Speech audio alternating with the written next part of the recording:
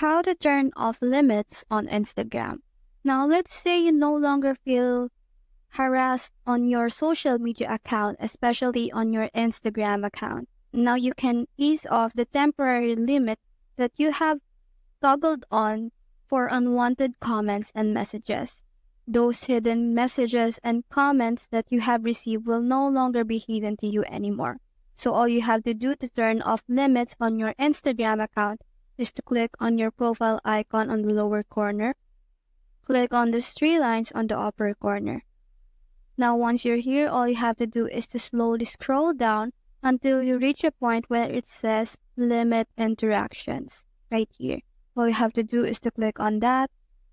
And once you're here, you'll be able to see what have you limited on your Instagram account, who you have limited on your Instagram account, and when did you set to remind you to turn this off.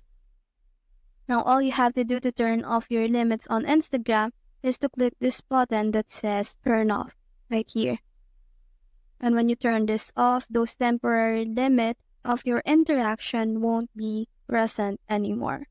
So that's how to turn off limits on Instagram. Hope we help.